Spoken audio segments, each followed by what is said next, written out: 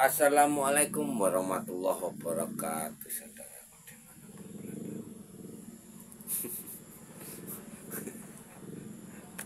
Pusing aku nengok kalian itu. Kalau Paros lihat umat manusia itu seperti melihat anak kecil. Kok bisa seperti itu ya? Yang di benaknya itu cuma Nusantara aja. Emang sehebat apa sih, sekaya apa sih kalian?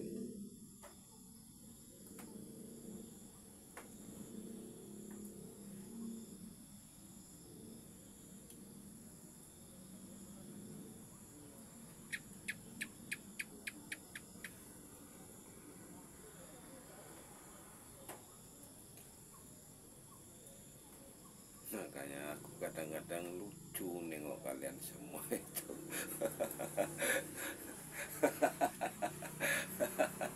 Udah ditegur padahal ya kan. Hei, kamu itu beragama tak bertuhan. Tuhanmu dukun, kiai, pendeta dan bisu. Enggak juga kasar. Sadar kayak mana coba?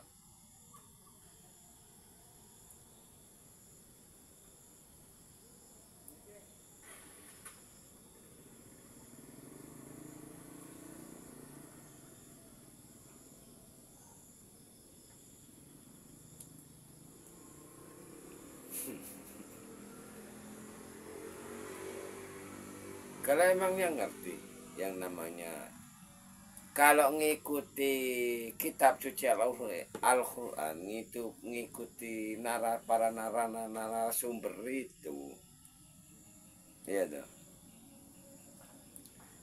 Kalian nggak bakalan bisa nemukan zaman keemasan, zaman Sukaria, zaman Kala Subah.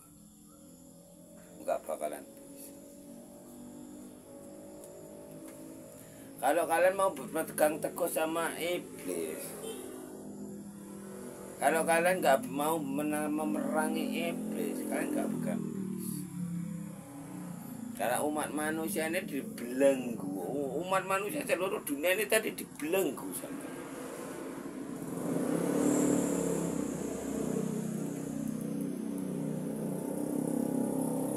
Disuruh perang, disuruh saling tarung menang, saling tarung. Kayak Lokajaya tuh, coba kalian komen sama dia, suruh baca doa seperti itu.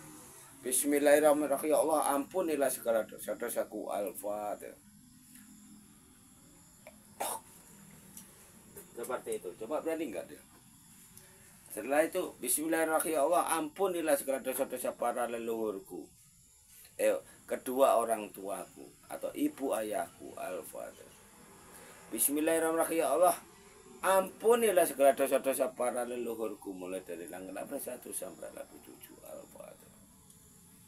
Habis itu baru zikirnya, baru berdoa lagi. Bismillahirrahmanirrahim. Ya Allah, hancurkanlah makhluk halus atau iblis dajjal sekalipun yang menyusup ke dalam tubuhku yang ada di dalam raga jiwa. Al-Fatihah. Baru zikirnya apa? Bismillahirrahmanirrahim. Bismillah. Selama 10 putaran tasbih. Berani melakukan seperti itu.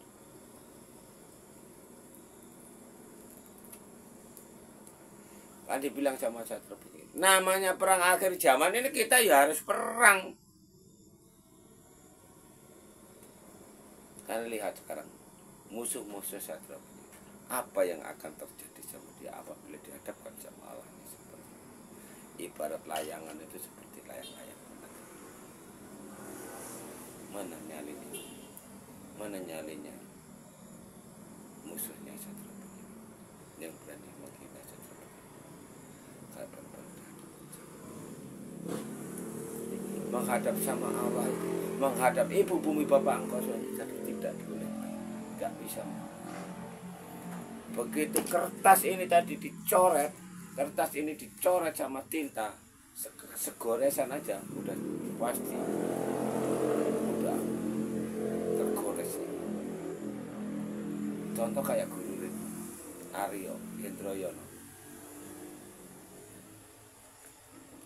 dihadapkan sama Allah.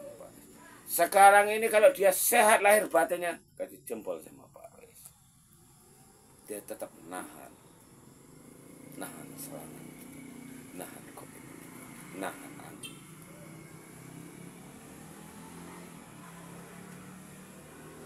Sesungguhnya badan dia itu udah sempoyongan, udah berat rasanya. Ayo kalian lihat sekarang Guru Nirwan tahan sampai berapa lama dia kalau dihadapkan sama Allah terus. Setelah itu nanti dia akan lari kemana? Kalau udah tersungkur dia larinya kemana? Makanya menghadap sama Allah itu tadi ada 3 cara. Pertama, berdoa sambil zikir. Yang kedua, berdoa sholat sambil zikir. Yang terakhir, berdoa sholat tirakat sambil zikir. Kun fayakun. Berapa ribu orang, berapa triliun orang yang di depannya Satria Piningit Muhammad Rais. Kalau yang dihadapi sama Satria Piningit Muhammad Rais sekarang ini, ya kan, tidak ada apa-apanya.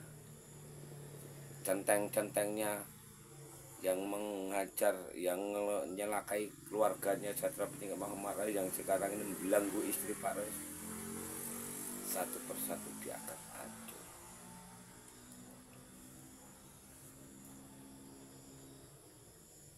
Jadi laki-laki ini satu persatu akan hancur. Apa dibilang sama tadi? Orang-orang kayak gitu udah nggak pantas dibiarkan hidup di muka bumi. Buat tanah ini gersang.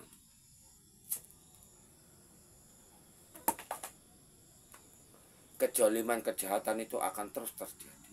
Itu yang terjadi di tanah Jawa. Makanya di Jawa itu udah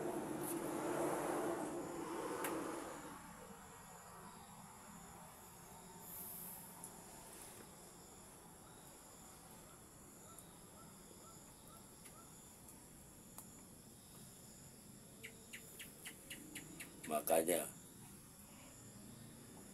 semua ini akan ditata ulang. Mana yang akan elak-elokan mercusuar dengan hancur semua. Aku lihat ini yang masuk-masuk ke channel Satria Piningit ini orang-orang yang raja-rajanya maksiat, Islam maksiat. Kalian disuruh manggil zikir hu Allah hu Allah hu Allah hu Allah, itu suruh manggil iblis atau dajjal itu. Nanti masuk ke dalam tubuh kalian. Jadilah kalian manusia binatang.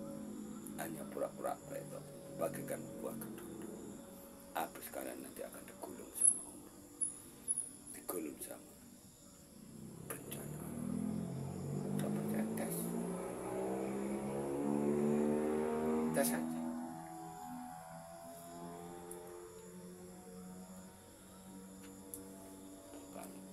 Kalian itu ditipu sama yang namanya siapa itu yang di Lokaja itu ditipu. Itu namanya ditipu.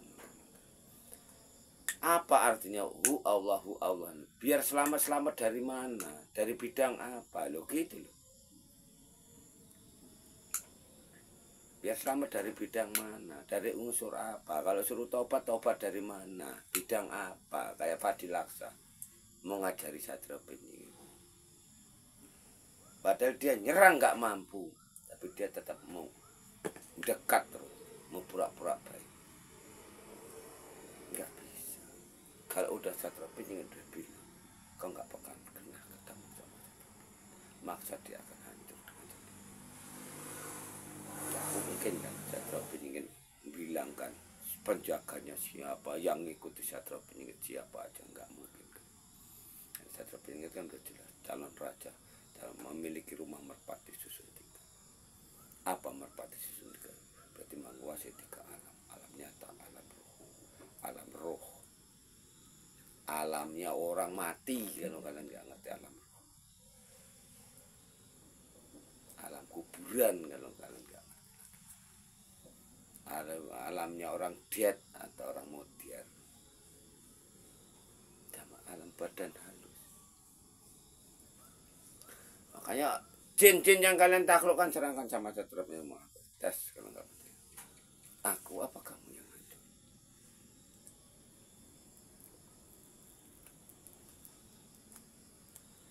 Gara-gara inilah kekacauan itu dimana-mana.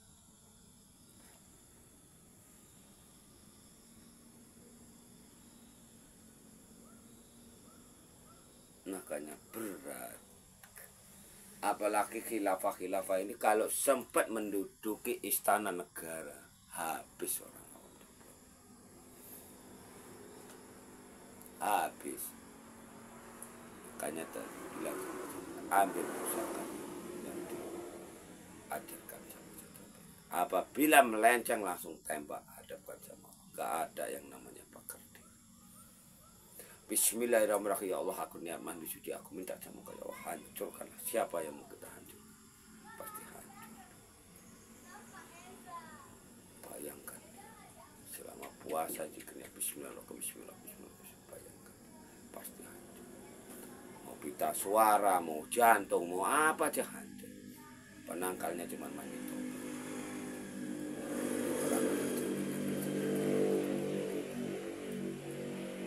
Tobat apabila kalian buat masalah duluan enggak keterima, itu sumpah. Jadi enggak ada lagi orang, enggak ada wanita tahta harta lagi. Kau pikir enak perang kerja mana? Presiden aja dihadapkan Allah hancur, mati. Prabowo aja dihadapkan presiden sama anak-anak pinggir jalan itu hancur. Mau berapa banyak orang spiritual hancur? Enggak ada. Orang spiritual kayak apa, macam apa? Dia tetap bersekutu sama dua versi. Apa itu? Kalau enggak iblis, jin yang diminta tolong bantuan cuma ini. Oh, dia enggak punya Tuhan kok, enggak punya Allah kok.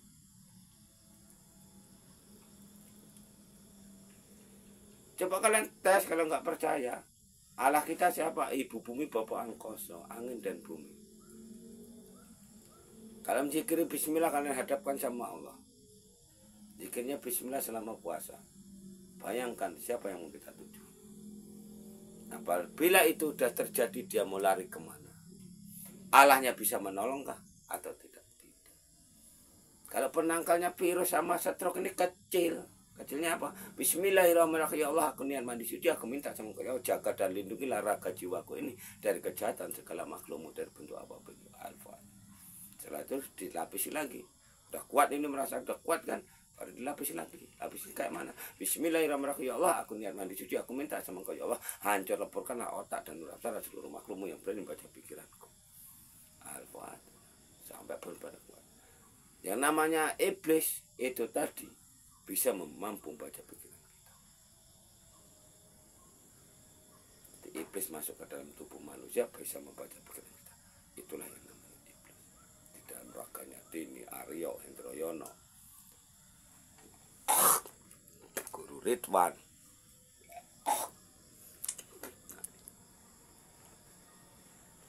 Tadi Pak Dialsa ngomong apa? Mau buat nyakit perutku ini. Dia membantu istri Pak Ros memindah, diambil kayak penghancur ala vital itu dipindahkan ke perutnya. Pura-pura baik, nelpon, begono, begini, nasihati, seperti ini, seperti itu. Lah wong Satria Penyingit rajanya gaib kok diajar. Nah wong Satria Penyingit itu anak Allah kok diajar. Disuruh tobat pula. Tobat bilang apa? Dia nggak bisa jawab. Karena apa? Karena iblis kok. Dibilang sama Satria Penyingit. Iblis berwujud manusia. Makanya dia dilepas di tempat IKN. Bisa apa dia? Allah yang berdiri sendiri. Dia maha tahu. Maha tahu apa? Buktinya orang sedunia divaksin Allah enggak datang. Berbuat buktinya maksiat di mana-mana ya dibiarin aja. Perselingkuhan di mana-mana malah kesukaan mereka. Itu namanya Allah.